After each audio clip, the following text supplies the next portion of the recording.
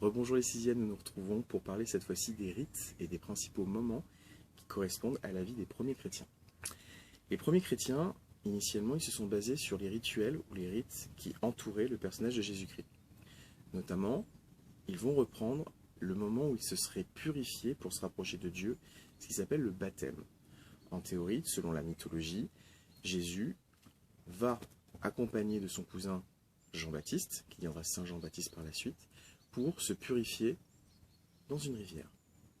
En se plongeant dans l'eau, il doit purifier son âme et en ressortant, il va se rapprocher de Dieu, qui est symbolisé par la colombe du Saint-Esprit.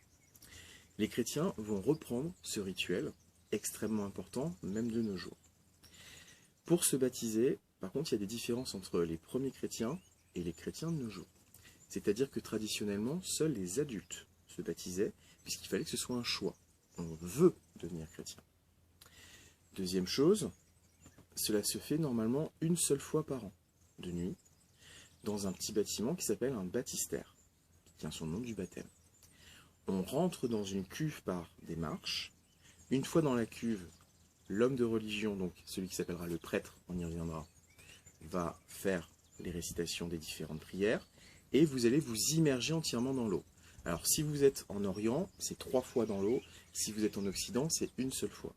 Puis vous sortez de l'autre côté de la cuve par d'autres marches pour faire finalement un cheminement initiatique. Vous rentrez païen ou polythéiste, vous ressortez, vous êtes chrétien.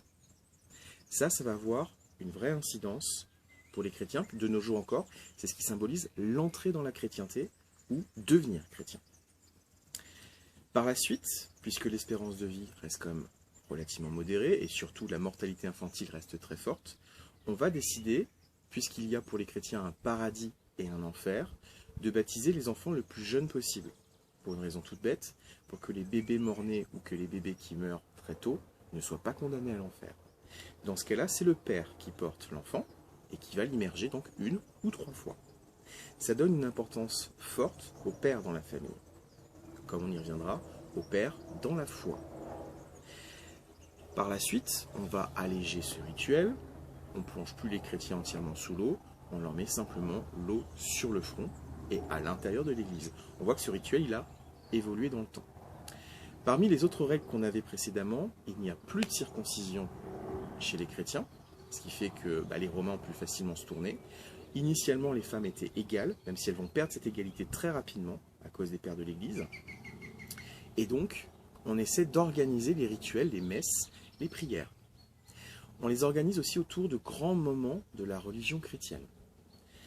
La plus grande fête pour les chrétiens, c'est Pâques, puisqu'elle célèbre la résurrection de Jésus-Christ. Toutes les autres grandes fêtes chrétiennes sont conditionnées par la date annuelle de Pâques. 40 jours plus tard, vous aurez finalement l'Ascension. 10 jours après l'Ascension, vous aurez Pentecôte. Là, vous avez les principales fêtes. Celle qui, de nos jours, passe comme une grande fête chrétienne, Noël, n'était pas très importante pour les premiers chrétiens, puisqu'on n'a pas la date exacte de la naissance de Jésus-Christ. Par contre, c'est ce que je vous avais expliqué, pour diffuser le christianisme petit à petit, on va coller à des éléments du polythéisme et les coller directement sur le christianisme. Et Noël, pourquoi la date est entre le 24 et le 25 décembre? Parce qu'on renvoie tout simplement au culte de Mithra, ce dieu qui s'était lui aussi sacrifié vis-à-vis de la population. Donc on voit qu'on fait des parallèles pour que les gens passent plus ou moins rapidement de leur religion polythéiste à une religion chrétienne. Si eux ne se convertissent pas totalement, leurs enfants ou leurs petits-enfants le feront.